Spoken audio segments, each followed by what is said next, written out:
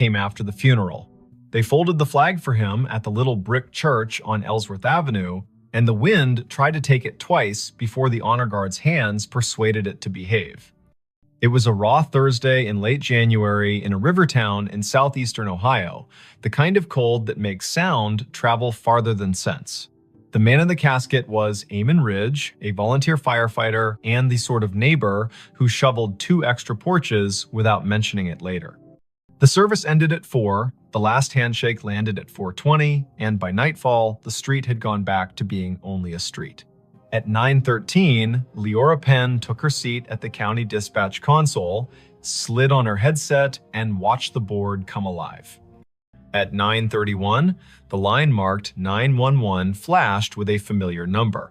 His number, the man everyone had just buried. Before we begin, tell me, where are you listening from and what time is it there? Leora had fielded storms and barn fires, and wrong turns called in as kidnappings. She had coaxed calm from people whose words came like hail on a tin roof. She had heard the first breath of a baby through a phone held in shaky hands, and the last breath of a stranger who needed someone to hear it. She was 34, kept her hair short to keep the headset from snagging, and wore a gray cardigan because the room ran cold to keep the computers honest. Her desk held 2 photographs wedged into the bezel of the monitor. One showed a river in summer, green as a promise. The other showed Eamon and his daughter Cass standing in front of the station engine with that look people get when duty gives them a reason to grin. The year was 2022. The county had upgraded the system, and the board pulsed with the soft light of new money that still felt like a borrowed suit. Lines identified towers and cross streets. Repeat callers had little tags. When Eamon's number flashed, it wore the tag she had put on it a year ago, Station 4. Her stomach made a small, foolish turn. Her hand did not. She tapped the line open. 911. What is your emergency? Static, not empty. The kind of static that carries weather in its mouth. A faint hiss like tires on wet asphalt far away, then a click as if someone had covered the microphone with a thumb and lifted it again. Leora glanced at the automatic location box. The system offered a circle that could have been a dozen blocks wide and no more. The tower showed the bluff above the river. The timer on the call rolled past 10 seconds, then 15. The headset warmed in her hand. "Hello," she said, voice even, the way training turns fear into architecture. "If you can speak, I am here." Something moved under the static. A breath, slow, disciplined. The way firefighters learn to breathe through a mask like they are rationing the ocean. She had listened to Eamon for years as he called in traffic stops and barn smokes and mutual aid requests in that unshowy voice he kept, even when the ceiling thought it was tired of being a ceiling. Her throat tightened without permission. The board did not care. It kept time. The night supervisor, Brandt, rolled his chair closer, not touching her cord. He was 50, part-time philosopher, full-time keeper of snack drawers. His eyebrows asked a question he did not give words to. Leora tapped a note onto the incident log with deliberate fingers. Caller number displays as decedent from earlier funeral. Open line. Faint audio. Possible misroute for memorial device. Possible spoof. Monitor. "Eamon," she said quietly, because sometimes names open doors the way keys do. "If you can hear me, give me any sound." The line breathed once more, then found a voice. Not bright, not ghostly, a man speaking like someone who had walked all day and only now remembered he could sit. It said one sentence, 3 words, patient, back door locked. Brandt's hand hovered over the radio mic. Leora nodded once. He paged Station 2 because Station 4 was morning, and Station 2 would show up with their coats half-buttoned and their hearts arranged like a team. He sent them to the Ridge home on Quint Street, the small white place with a porch swing that had never let a guest feel foolish for needing to sway a minute. Leora kept her voice on the line. "Back door, locked," she repeated, writing it, hearing it, feeling the way the sentence wanted to be a map. "Is someone inside?" Nothing answered at first. Then a second sentence, softer. "Cass asleep." Brant's fingers were already moving the way piano players do when the song makes them want to be faster than they are. Officers on the midnight swing shifted their routes without complaint. The medic crew out of town angled their rig toward Quince in case Grief had found a trick that needed medical names.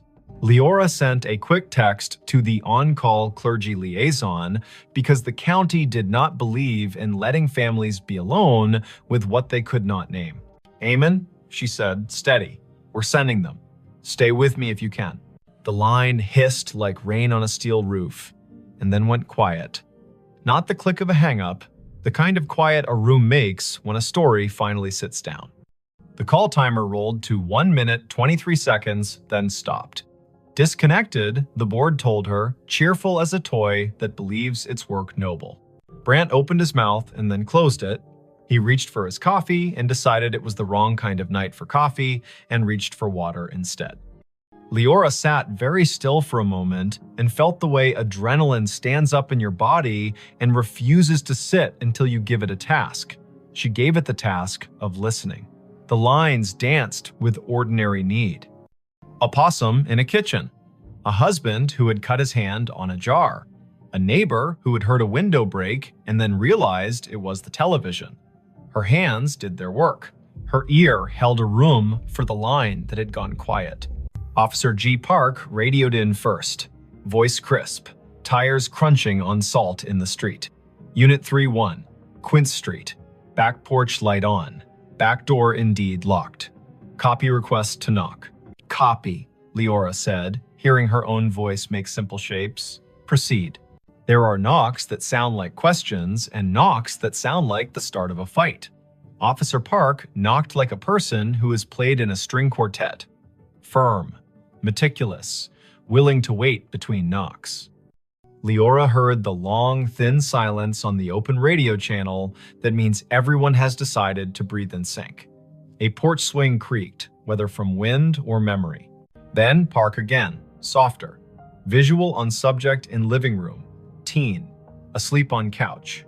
Television on mute. No visible distress. We are making entry. Park called the locksmith number taped to his visor, because there is always one, and he also called the small cheat that officers inherit, which is to lift the back door on its tired hinges when you turn the key the wrong way. The door opened, a floorboard confessed itself, Park moved through a small kitchen that smelled like heat and spice and thyme. He said, quiet as a blessing, "Cass, it's G, it's me." The girl woke with that rough sound grief makes when it has only just let go for half an hour at last. "Back door," Park said into his shoulder mic. "Locked, now secured." Subject breathing, oriented, tearful, says she fell asleep and forgot the back after the last aunt left. She says her dad would have said it. She says she heard him say it sometimes, even when he was alive, when she forgot. "I'm locking up, then staying here until her aunt returns." The call had been the little bridge a county makes when one house cannot manage all its doors alone. Leora typed. She logged, she breathed. She answered a call about a siren that would not stop on a fire alarm panel, which is a call that can ruin a night or return it to its usable shape. She told Brant she needed 30 seconds, stood up from her console, walked to the stainless sink by the break room door, and washed her hands as if she had been in a kitchen that required respect. At 10:48, the line lit again. Same number. The board did not know how to feel about that and chose its usual indifference. Leora took it. 911. A voice lives inside a headset after a while. The nerves learn routes, the body decides where to keep the sound. The phrase came through low and clear. Basement. Pilot light. She did not hesitate. She sent the fire crew already on Quince next door. She told Park. She told the aunt, who had come breathless from her own house 3 blocks away, that they were going down the cellar stairs for the little square of flame that keeps a winter from doing more harm than good. She heard Cass in the background say, without fright, he always listened to the furnace like it was trying to tell him a joke. Engine 3 called in. Pilot light out. Gas smell minimal. Windows open. Relit. Carbon monoxide monitor registers safe. A firefighter Rowe, who had once done stand-up for exactly 2 open mic nights, and then decided his comedy belonged in the bay with his coworkers, added gently, Whoever called this in has good ears. The board calmed, the town kept its little noises, the river told the ice what to do, and the ice obeyed or not. Leora's shift slid past midnight. At 1:19, she poured tea she did not want and drank it because warm things are a kind of law. At 1:40, an old man reported a woman knocking on his side door asking for a light, and she sent Park and his partner again, and it turned out to be a neighbor who had locked herself out, and they laughed about solutions and did not mention grief, so it would not be tempted to take that house too. At 2:19, when the dispatch room feels like a lighthouse that forgot whether the bay is wide or just an eager creek, the line lit a third time. Leora did not say amen out loud. She let the humanities teacher voice in her head that once told her names have heft say it for her. 911. This time the sentence was longer. Not elaborate, not difficult. The kind of sentence men say when they've spent their lives making tool lists. Check the pan on the back burner. Leora's fingers moved before she could tell them to, and 10 seconds later, Park said on the radio that a pan of oil sat glowing on the stove, forgotten by a cousin who had come bearing food, and then wept, and then gone to call another cousin and set the phone down on the porch rail. Park killed the burner, slid the pan onto a cold eye, and said, "Tell whoever's on that line thank you again." She said, "I will," and understood how inadequate that was, and also how there is no better sentence at 2:20 in the morning when a house has been held upright by 2 extra words spoken by a man with no air left to push them. By dawn, the calls had slowed to their usual winter trickle. The board made its little satisfied beeps, the shift change crept near. Leora printed the overnight logs for the lieutenant in charge and set them in the bin with the neatness of a person who believes paper is a form of kindness. She took off her headset, set it on the hook, and let her neck decide it had been a stiff night. On her drive home, the river looked like a sheet of hammered tin under a sky that had not yet decided whether to blush. She stopped at the corner store for milk and oranges. The clerk rang her up and asked if she had been at the funeral, because everyone had been at the funeral, even if they had not parked their bodies in a pew. Leora said yes, and the clerk said he had known Eamon since they were boys, back when the river took 2 boys and gave back 1, and how the one who came back had never raised his voice again, unless it was to make a frightened kid laugh in a smoky basement. Leora listened. The clerk put 2 extra oranges in her bag, the way men do when they feel the night reach its hand into the room and cannot keep all the light from leaving. She slept until noon and then sat in her kitchen with the radio low and the blinds open to teach the afternoon how to behave. Her phone chimed with a message. It was Cass. Leora had given her number to the aunt without thinking, and nothing about this felt like a boundary violation now. The message was a picture of a backdoor lock and a caption. "He did it again, thank you." She replied, "You did it." He reminded, "That is a team." Cass sent back a heart in the color teens choose when they mean it and do not want to seem silly. Word traveled without gossip's teeth in it. People told each other the version they could bear. Some said the call after the funeral had been a trick of towers, an echo, a message scheduled by a grieving mind that had set a reminder on a phone. Some said Eamon was still doing his rounds, making sure pilot lights and pans behaved. The chaplain said he did not know the mechanics of it and did not care, that love gets to serve in whatever uniform it likes. The fire chief said quietly to Leora, "If my number ever lights your board and I am not in a position to help myself, send the crew. I will not be offended if you use my name to get them there faster." It is Wannon. The next week brought the kind of snow that erases the edges of things. Leora worked 3 overnights in a row and learned to sleep in squares of 4 hours like a cat. She took a call from a man who had found his wife on the floor and guided him to count and compress, and the medics arrived before the counting rasped the hope out of his voice. She took a call from a woman who had locked herself in a bathroom because her boyfriend had stopped being gentle, and she kept the woman talking about the photograph on the wall while the officers climbed the stairs 2 at a time. She did not think about the line until it lit again 2 Fridays later at 1 in the morning. She kept her voice clean. 911. Eamon's voice came again, thinner, like a person speaking through a scarf. It said, in a tone part instruction and part apology, "Box of matches in the junk drawer beside the oven. Throw them out." She told Park. Park went. He opened the drawer and found a box that had wicked itself damp and mean. He took it to the back porch and soaked it and binned it, and then came inside and wrote a sticky note for Cass that read, "Your dad told on you."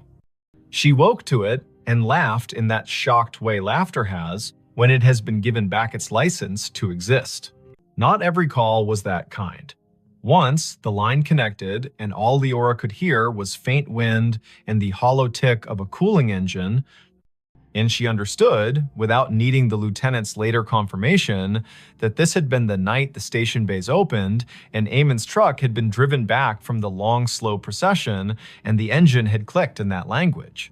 Machines use to admit fatigue.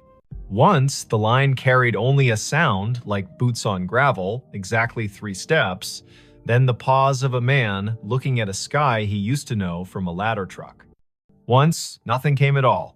And still, she stayed on the line the way you stay on a porch after a friend has gone inside, just in case one more sentence needs to come out and walk around in the air. Spring loosened the river. April made the churchyard look less stern. Cass finished school with a concentration that made her teachers write small notes on the bottom of her papers. "You have turned into a person who trusts herself." Leora saw her at the station on an open house Saturday, and the girl hugged her the way nieces do their aunts without asking for the right to be related. They stood under the engine bay's great door and listened to the way small kids treat sirens like musical instruments when given permission. Cass said she sometimes still heard it, the way a voice comes into a room without needing to open the door. She said the voice had told her to bring in the porch rug before a thunderstorm that would have flung it across the block. She said the voice had told her to drink water before her stomach had the language to beg for it. "What do you think it is?" she asked, not demanding that it be a ghost or an algorithm. "I think you live in a county where people answer one another when called," Leora said. "I think sometimes lines open from one room to another because the rooms were built that way by love. I think if we say it out loud too many times, the day will get shy and pretend it never happened. And I think your dad trained his whole body to go when someone needed a sentence, and I do not know what training looks like later." Thanks for watching Allen's To Help Pray. Cass nodded as if she had been offered advice about lifting with her legs, not her back. She put her hands on the engine's bumper like a kid checking the pulse of a whale and whispered thanks in the dull shine where she thought it might carry. The last call came in July, on a night that smelled like cut grass and the electric promise of storm. The board was quiet. Brant had his feet crossed at the ankle, the way he did only after midnight when the county behaved. The line lit. Leora took it with the care of a person accepting a candle in wind. 911. There was no static, no breath, only a single word, perfectly ordinary, soaked in a patience she would remember until the last hour of her life. Enough. "Enough what?" she asked. Back straight, pencil ready. The word came again. A thought set gently on a table. Enough. Then a long exhale, the temperature of a day in which someone has put down a tool they are proud to have used and is ready to wash their hands. She typed the word. She did not send units. She did not mention it to Brant until the end of the hour, when she said it out loud the way you say a number twice to make sure you got it right. He nodded. He threw a cough drop to her like a baseball, and she caught it and laughed because bodies insist on living. There were no more calls after that. The system reassigned numbers as systems do. The board forgot how to glow with that tag. When Leora sat at her desk and the photographs leaned against the monitor made their steady witness, she still sometimes heard the faint tap of a firefighter's gloved hand on a doorframe, the universal signal for ready. She bought a small, heavy key hook for her own kitchen, put it by the back door, and never forgot again. She found that when she walked past the Ridge place on mornings when she needed to see the river before she could trust the day, she would look at the back door and feel not a haunting, not an ache, but the exact rectangular comfort of a thing that had been understood and done. If this kind of thing ever happens where you live, if a phone rings after a set of shoulders in town have lowered themselves to the work of grief, if a name appears on your console that your heart wants to call impossible, do what Leora did. Answer. Stand in the narrow bridge between rooms, ask short questions with soft edges, send help, write down exact words. The world is made of exact words and the work that follows them. Believe nobody and nothing too hard. Let the river decide what is memory and what is rumor. And when the voice finally says enough, let your hands say thank you by resting them, palm down, on the desk you have kept clean so the night can put its weight there for a minute. And if you are sitting in your kitchen with a back door that gets forgetful, say the date out loud to bring the day to heal. Late January 2022. Early April 2022. The hot night in July when rain forgot its manners. Say the town's name so it will remember it has one. Say Amen. Say Cass. Say Leora. Practice the sentence that saved a pan and a pilot light in a teenager who deserved a house that understood locks. Back door locked. Then lock it, then sleep. The county will keep its watch. The river will balance its own ledger. Somewhere, a dispatcher you will never meet will lay a pencil down on a pad with a line drawn through the last open box, a small, perfect check that means this part of the night is finished and the next part may begin. He found a staircase in the lake it still goes up.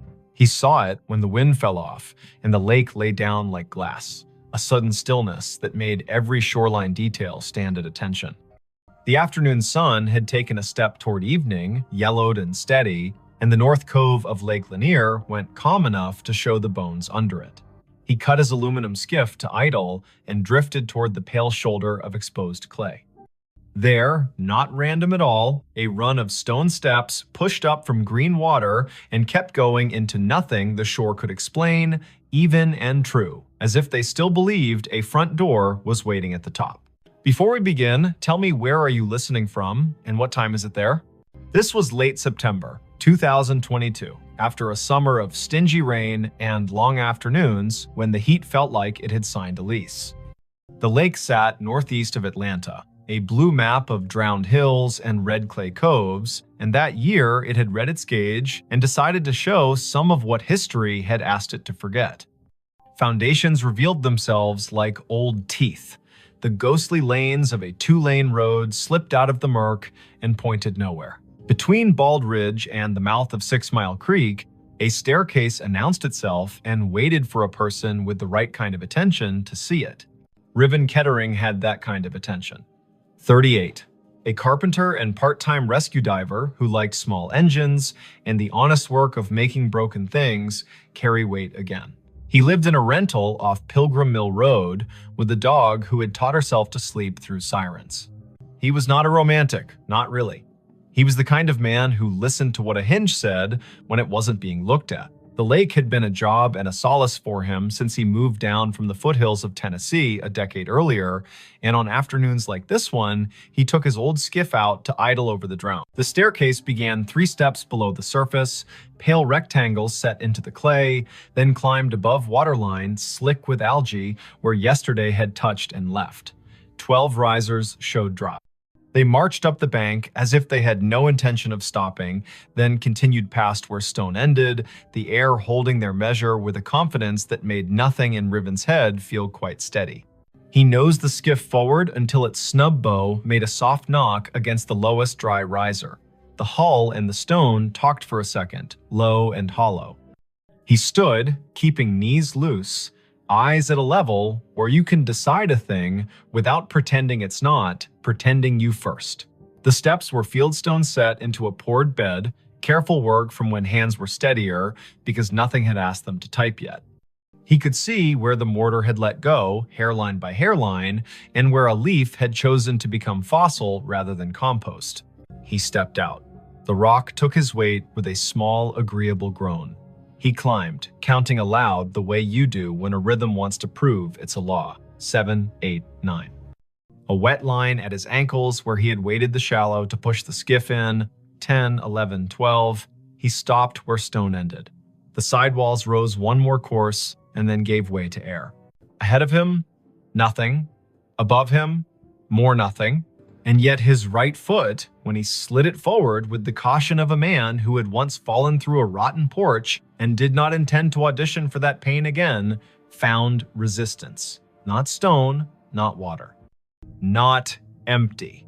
A density like stretched cloth, like cold-pressed sugar, like a stare that remembered itself and refused to forget just because the lake had been told to be a lake. He drew his foot back, scalp prickling, breath in a pocket he didn't want to open too fast. He looked around to see if anyone else had been presented this joke. No one. In late September, a Tuesday can make a cove your private chapel. Far out, a pontoon boat moved like a floor with music on it. Closer in, a blue heron had made the stump of an old post into a claim. Riven set his palm above the end of the stone into the air where a banister would be if someone had finished the thought. He felt nothing until he pushed a hair past what he thought was safe. Then he felt a boundary, the exact height of a handrail in a code book he could recite. He smiled despite the way his heart had decided to pick up the tempo. Something here hadn't drowned entirely. Something here had decided to keep going up. He does not scare fast, Riven. He is a man who has gotten into dark water at night, kindly, and come back calmer for it. But he respects a place with a memory. He went back down the 12 risers and climbed into the skiff and sat with his hand on the tiller and let the lake tell him if it wanted him to be braver than his grandmother would approve. The wind was a rumor now. On the far shore, a transformer hummed with the stale sweetness of electricity. He turned the motor off and drifted with his fingers brushing the gunwale and felt for the old current under the new. A loon called once out in the main channel, the syllable bending toward a kind of loneliness that doesn't need an audience. Riven looked back at the steps. The air above the 13th riser shimmered, a trick of light or a rule he hadn't been told yet. He swore softly in the old way that buys you permission to try again. He pulled the skiff onto the red bank, tied it off to a scar of root, and went back up the 12. He did what his hands knew to do. He turned a coin on its edge and rolled it along the last stone. When it tipped forward into air, it did not fall. It sat against nothing, as if pressed to a glass he could not see. He slid it forward with one finger and felt it drag over an edge. He slid his boot after it and met a tread that had weight. He put his full foot down and his bones agreed that physics had not been insulted, only invited to a different kind of party. He brought the other foot up. He stood on the 13th step of something that existed without confessing to the eye.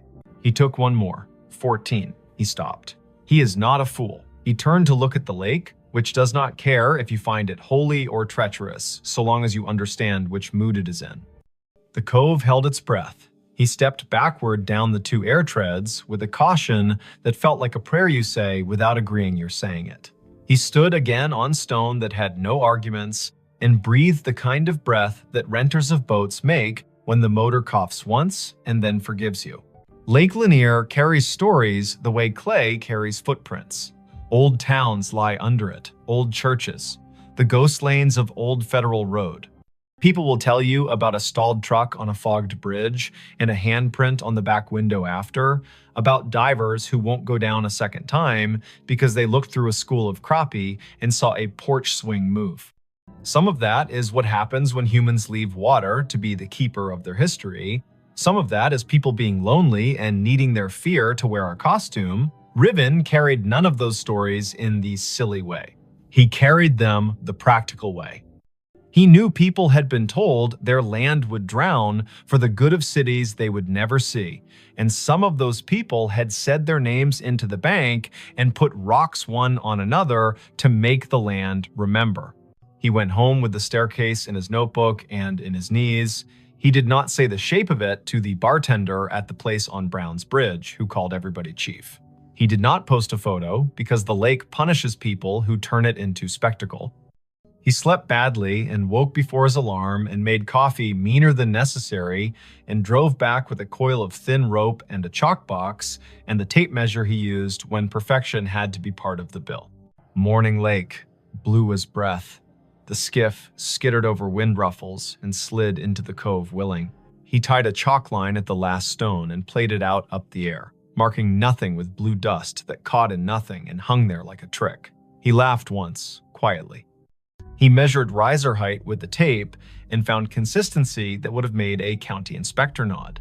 He tied a loop in the rope and lowered it down the near face of the steps. The loop sat against an invisible edge and held, not tight, not loose, as if politely told to wait. Half an hour went by that way. Numbers, angles. The carpenter in him building a drawing that would keep his fear inside its lines.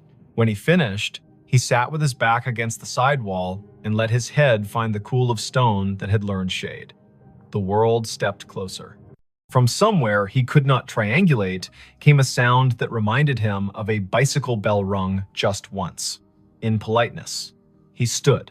The sound did not come again. He walked down the 12 and waited on the shoreline while the lake decided whether to ignore him or to grant him more.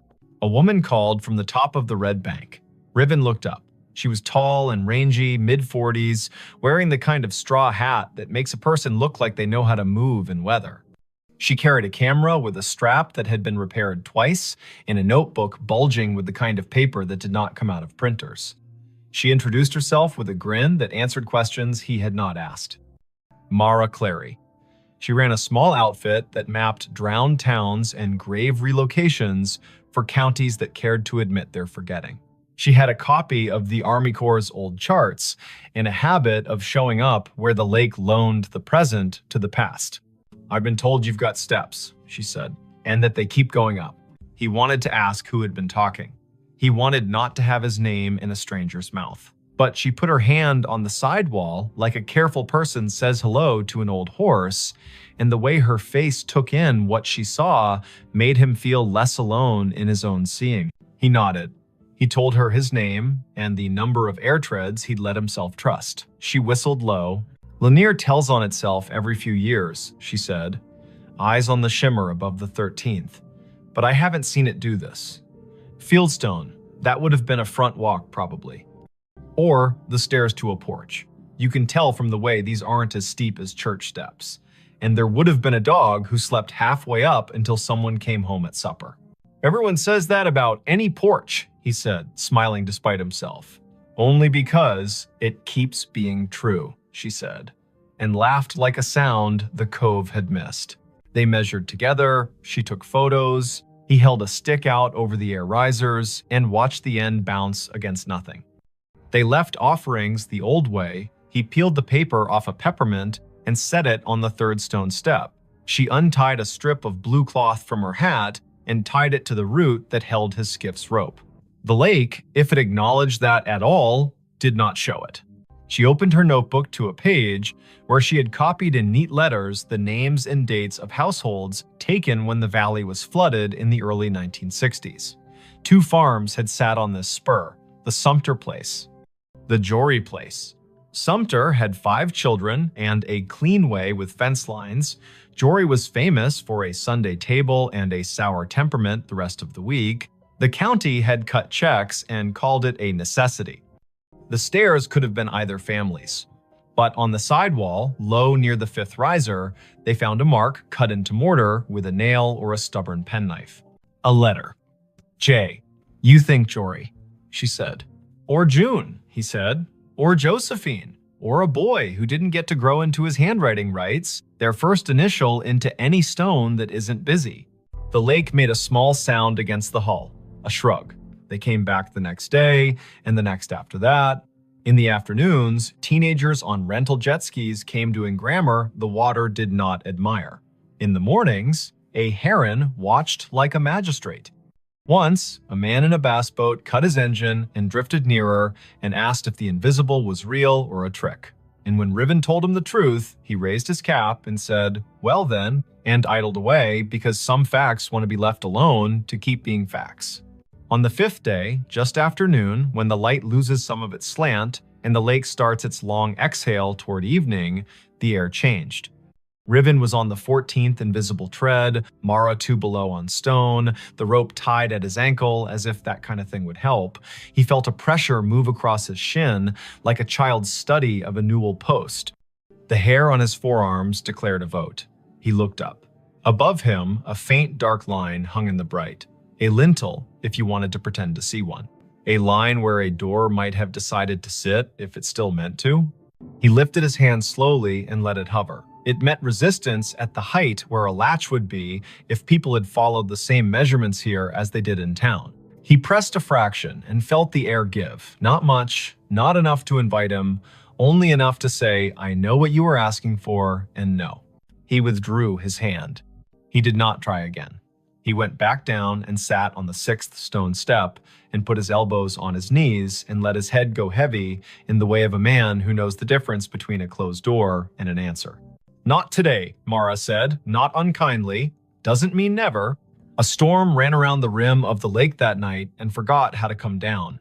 The next morning broke clean and noisy, with birds relieved to be right about the Sunday. When they returned to the steps, the peppermint was gone. The strip of cloth whispered against the root when the wind remembered it. On the fourth stone riser, a line had been drawn in the red dust by a finger that had not belonged to wind. 4 short lines, 1 long. The way a person keeps track of days when they are doing a job no one else is counting, they looked at each other like people who have been included in a conversation without earning it. Mara wrote down the marks in that tidy, practical hand. Riven climbed to 14 again and did not press the air where the latch would be. He listened instead. It is an old trick. The more you don't demand to hear, the more willing a place is to say its piece. Somewhere above him, at the end of the invisible run, a sound came faint, almost an opinion. The scrape of a chair, foot against a wooden floor. Once, then a breath, remarkably ordinary, let out by someone who was done with a small effort and is pleased to have finished. He let his knees bend and went back down step by careful step. The county put out a notice, polite as a church lady, asking people not to climb anything that felt like absence. A man from the Corps came by with a clipboard and a caution that did not include humor and told them to rope the place from the bank. They tied a line and left it slack enough to be ignored by whatever needed to come and go. Mara logged coordinates and photographs and the exact color of the lichens on the sidewall. Riven made a drawing of the steps that showed the air ones the way you show trust, with dotted lines and a note that says, "As found." Word spread anyway. It always does when to leave a thing alone would be the more complicated form of love. A grandmother came and watched from the shade and told her granddaughter a story about the summer her brother rode a bike into a field that is now part of the lake and fell and did not cry, because corn leaves will cut you if you give them. An audience. A man in a Braves cap stood for a long time with his hands in the back pockets of his jeans and didn't tell anyone why his eyes kept the gloss they kept. A boy clapped once and apologized, and then asked if the staircase sounded like anything, and when Riven told him about the scrape and the breath, the boy looked toward the place where a door might be and whispered, "Thank you," like a student to a teacher who has handed out permission slips to freedom. On a Wednesday morning in early October, the lake rose 2 inches. The first stone step went green again. The 12th stayed dry. Riven set his palm to the sidewall as he had begun to do without design and said the names of the months out loud as if they were a key. Mara arrived late, hair in a bandana printed with little cranes, a thermos in one hand and a sheet of onion skin paper in the other, the thin kind that takes pencil and lets the stone's texture come up through. She rubbed the J, the nail-cut letter, and the tally marks.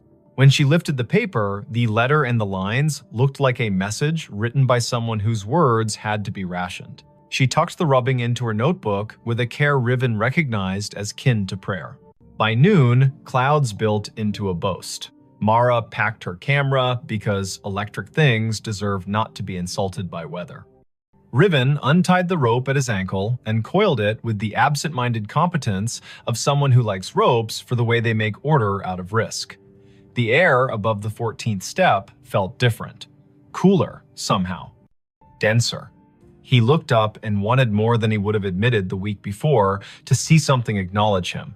Not a face, not a figure, an idea. The lake refused. It kept to its rights. Before the storm broke, a small group arrived in silence. Not tourists, not thrill seekers. People in good shoes that did not belong to docks. A woman in a navy blazer. A man whose tie had been loosened by degrees and had stopped at 3. An older woman with a cane that looked like it had been carved by someone who understood trees better than money. They stood on the bank above the line and watched the steps like people watching someone figure skate after having once skated the same routine 3 decades ago and remembering what the body used to hold. The older woman spoke first, to the stone, not to the living. "You kept it," she said. "You stubborn thing. I told them you would." She introduced herself when Riven climbed down to the bank with his curiosity plainly showing. Ada Sumter Jory. Not a marriage, she was quick to clarify, but a habit of names borrowed and kept. Her father had been a Sumter, her mother a Jory by necessity and grievance. She had been 10 when the men from the government came and put stakes on the hill and told her they were measuring to make the river useful. She had been 14 when the kitchen was dismantled and stored in a relative's shed, and the porch chairs were put on a truck without the porch. She had been 15 when the lake finally climbed to the 7th stair and the dogs refused to sleep where they had always slept and had to learn ground new as a dollar. "My granddaddy set those stones," she said, chin lifting toward the steps. He knew the grade by eye. House stood there. She pointed at the air, ran long that way. Kitchen at the back, where mornings were honest. Stairs to the sleeping rooms tucked in right of the door. He told me we build stairs for coming and going and for waiting. That last part is where the world gets the math wrong.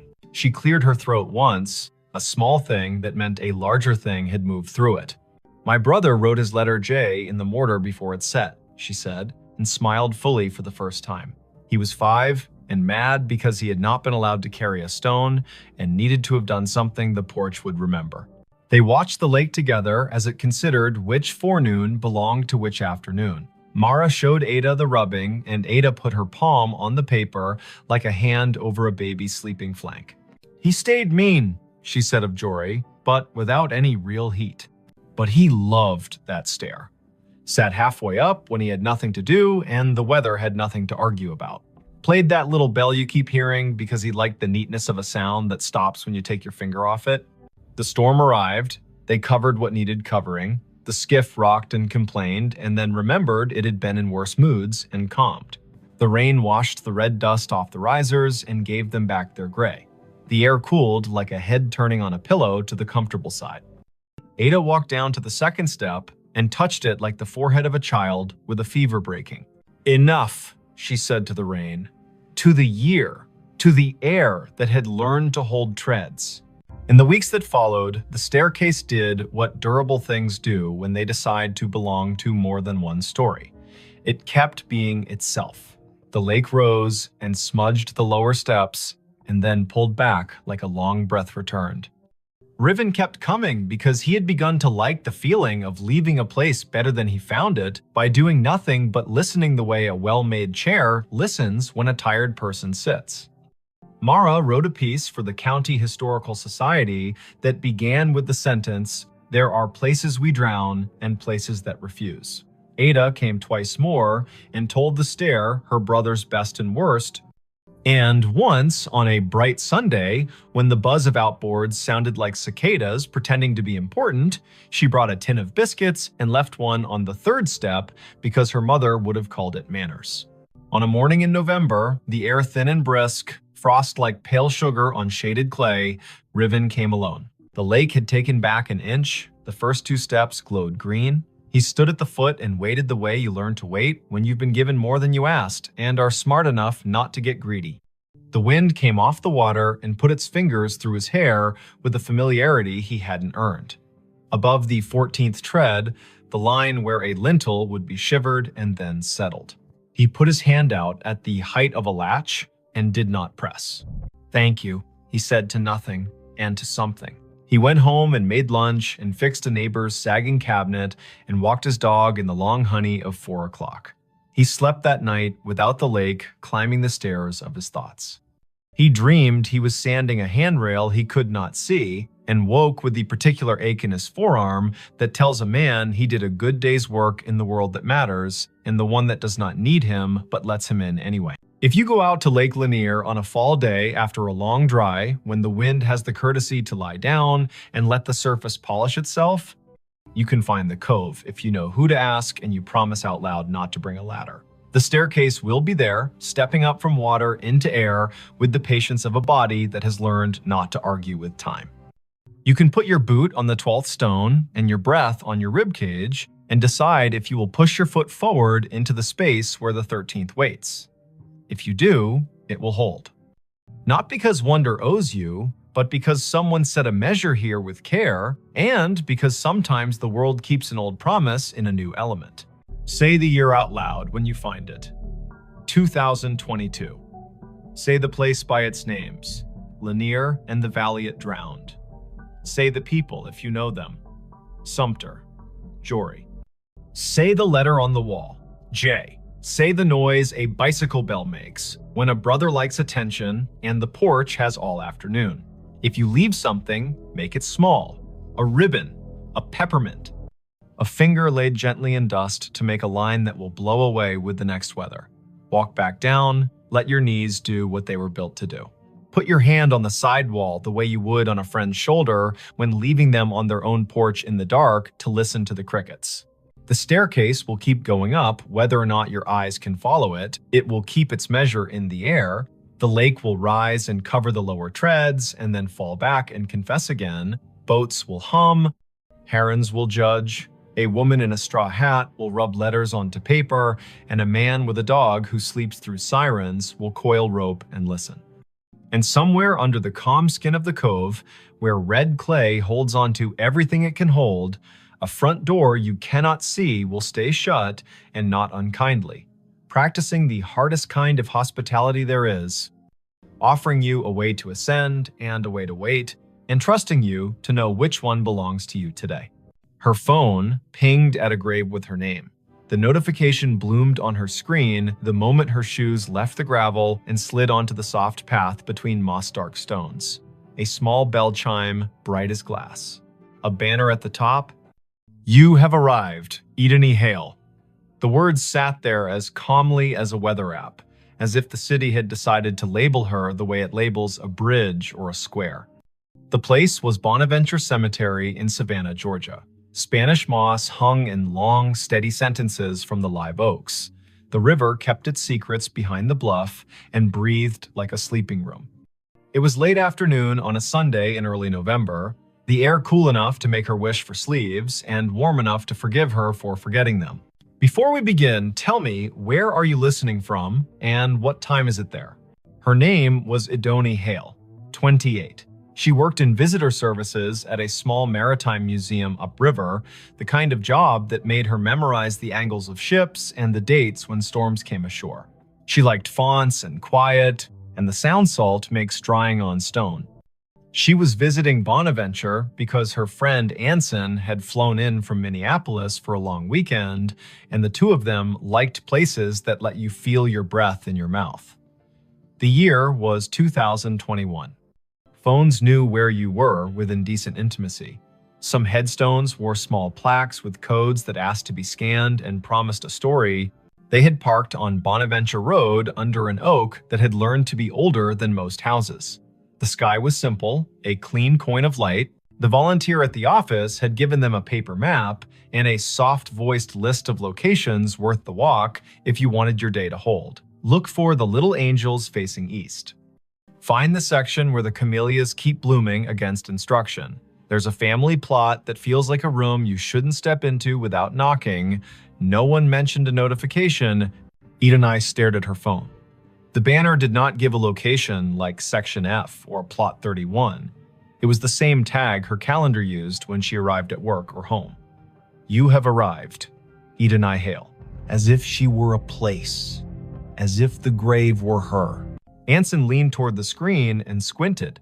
He was tall and light-footed, a teacher of high school literature who carried poems in his pockets like receipts. He read the banner and then her face and made a small arranging motion with his hands, the way he does when he wants to place humor where fright is trying to sit. That's a bug, he said, not unkindly. Or a geofence you made and forgot. Did you tell your phone to remind you to be yourself today? She clicked the banner to see where the phone thought she belonged. A map opened, a blue dot pulsed with the steady patience of a small heartbeat. A gray pin sat 100 feet east in a section labeled McAllister. The pop-up bubble above the pin read Idany Hale in the same unsentimental font. She did not have a virtual contact called a cemetery. She had not created a reminder to arrive at her own name. The phone had decided the path curled between stones with dates that made you speak them out loud, because numbers are easier to hold when they come through the mouth. 1873, 1920, 2009. The Oaks leaned as if sold on the idea that the living need rehearsal space. Anson spoke a tour fact about a poet who loved this place and whose plaque visitors touch in a small, quick superstition. Idony nodded because liking facts is a way of staying steady. Her pocket shook again. Another chime, the same banner. You have arrived. Idany Hale. She breathed the way the yoga teacher on the internet tells you to. In through a count of 4, hold for 4, out for 6. They followed the path east until the bluff opened its shoulder and let the wind test their sleeves. The section ahead was a little higher, a little more sure of itself. A plot enclosed by low stone, dressed in ivy, sat beneath a live oak that looked like a table that had decided to grow legs. In the center stood a headstone gray as rain, taller than Idony's shoulder. The name at the top held Idany Hale. She stopped. You might have stopped too. Her name was not common. Her mother had found it in a book of Old English names and liked the way it sounded like a promise made under a tree. She had never met another Idany. To see the letters in this order on stone felt like stepping into a movie where you have lines you did not audition for. Anson's hand found her elbow without a show of it. He had the sense not to say, wow, or are you kidding? He stood with her and let the river finish a sentence neither of them had started. The dates carved below the name were the first clean relief, 1974 to 2014, not hers. A woman 2 decades older, gone 7 years now. Under the dates, a line that read as Keeper of the Keys. The stone carried a small oval of glazed photo, a face with hair tucked back, eyes steady, a glint of a keyring at the edge of the frame. The oval was rubbed to a shine from fingers, the way love polishes small things while refusing to say it is love. On the right-hand corner of the stone, someone had bolted one of the new plaques with its little square of patterns. Scan to learn more. People who love story cannot resist a square that holds one. Idany lifted her phone and let the camera see. A link opened without asking for anything. A page built by a memorial service company bloomed. At the top, the name again. Below, a small biography. A life lived with habits, upright and kind. A childhood in Chatham County. A long run as cemetery sexton. The last line read in a voice that felt like a woman sitting on a step with a mug and a warning and a grin. If you need something, tell the ground. It will tell me. While she read, the phone hummed again. Not a banner this time. A little circle pulsing at the top of the screen, the way maps announce a place with enthusiasm. The circle flashed once, then settled. Idany swiped down to see the source, a calendar reminder with no category. White, titled simply, Arrived. Location, here. She had not written that. The phone, perhaps, had decided the day needed a label, or the small plaque had more to it than the page admitted. Anson said the woman in the photo had librarian eyes. He meant that as a compliment. He pointed at the keyring.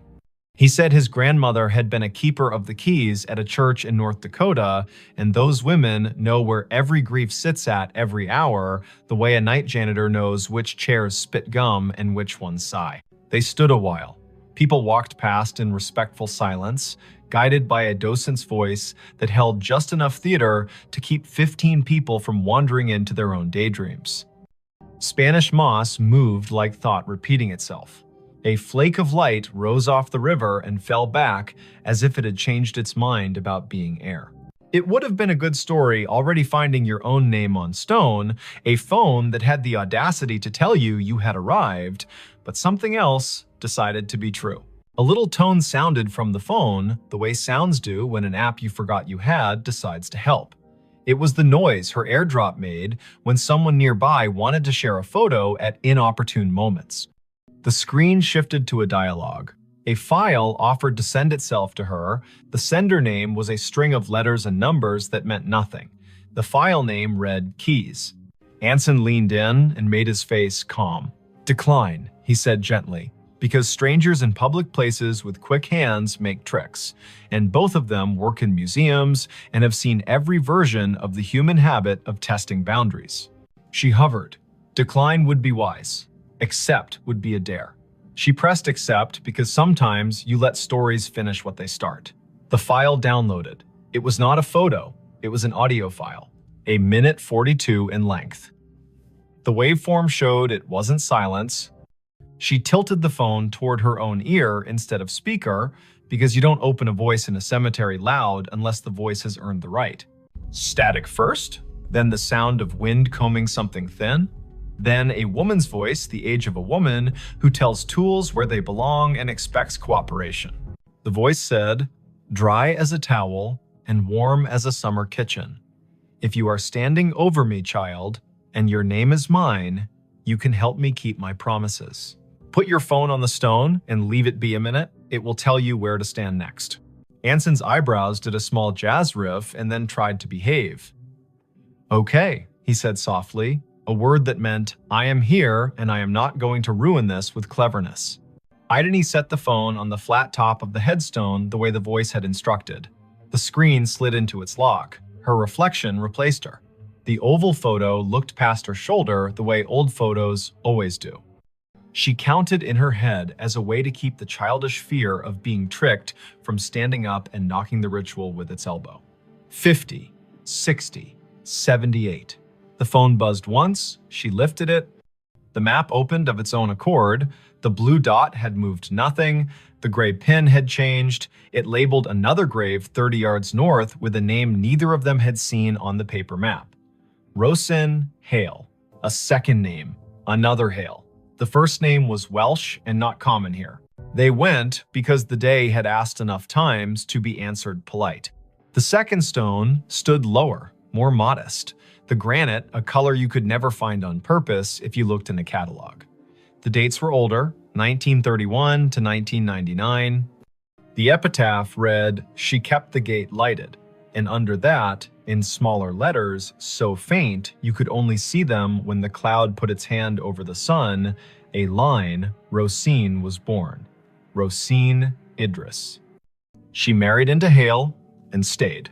Tell my niece if she comes through here that I see her when I count keys. I am not anybody's niece, Ideni said aloud, and then took a breath because she heard the defensiveness squirreled underneath. I mean, not hers. You might be more people's niece than you know, Anson said gently, a man who had grown up with uncles who weren't uncles and yet were more family than the kind that wears your face. They stood while the wind added a signature to the bottom of the page of the day. The river put its shoulder against the bank and leaned. The phone did not ping again for a while. A cardinal went from one branch to another with the purposeful speed of a person who knows where the parts are stored. A group of teenagers trailed an auntie through the lanes, popping gum in a respectful way, which is a regional miracle. Ideni looked up Rosin on the cemetery's database because when your heart gets odd, facts make a braid to hold on to. The database was one of those volunteer-built websites that carry the tone of a potluck where everyone brings a dish so exact it shames you for choosing salad. Rosin's entry was thorough.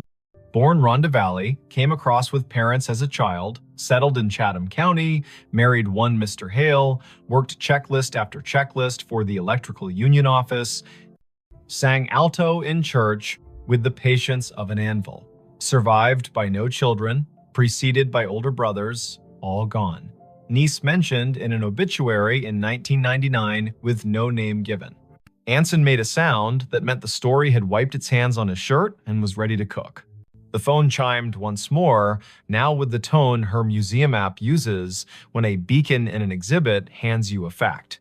She had turned beacons off last month because being interrupted by history while in history felt a bit like a stage whisper in a quiet theater. She had not turned beacons back on. The screen read, "A note is waiting." A map pinpointed the little brick building the cemetery uses as a workshop for the grounds crew. A path drew itself in blue between the Hales and the shop, like a string in a child's game. They went because keys that ask to be found deserve not to rust. The door to the shop was propped with a cinder block, the way doors are propped everywhere when the weather learns to be useful. A radio played a station that chose old soul and occasional baseball score updates. No one was at the counter. A bell stood there anyway, the kind that rings a sound like a glass penny. Anson rang it because he likes participating in obvious rituals. A man in his 50s with a badge that read August came in from the back, wiping his hands on a rag that had earned its keep. "You folks need a map?" he asked, then took a longer look at their faces and revised. "Or a minute." "We were by the hailstones," Idony said, and watched the way a man looks when a rhyme finds his ear and tells him it cares. August nodded. "Course you were," he said. "I keep an envelope for that family. Been waiting on who it's waiting on." He reached under the counter, where drawers have learned to hold what should not be lost, and brought up a large yellow envelope with a blue paperclip that had rusted a little by choosing weather. The envelope had 3 words on the front in tidy block letters. For the next Idony, heat went across her face like an honest light. August saw it and stilled. He handed her the envelope the way people hand one another babies, meaning well and moving slow. She opened it with her thumb. Inside, 3 items.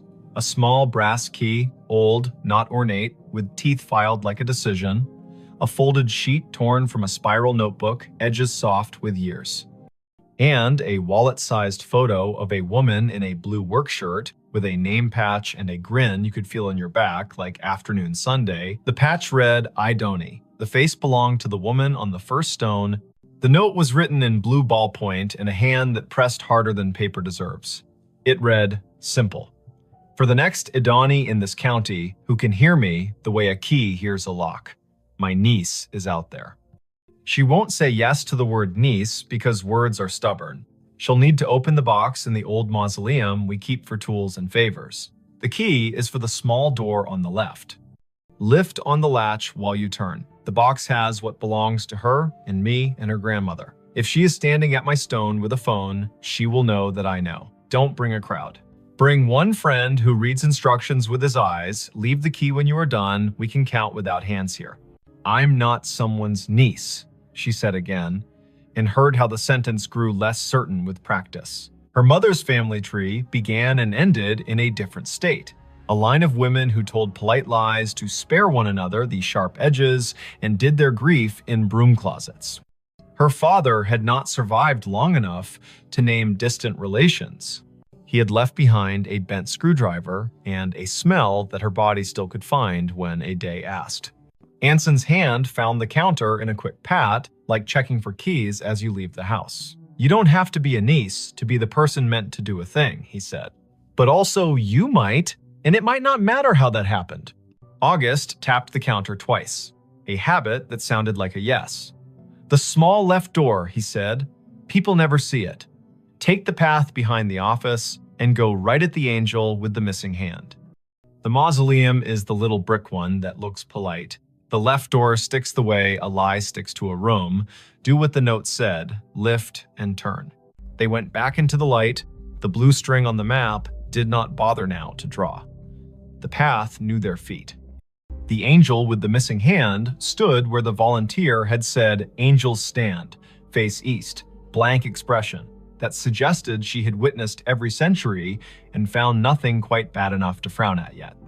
The brick mausoleum waited with that small pride buildings have when they know they are not the grandest on the block, but are the one that does the job without complaint.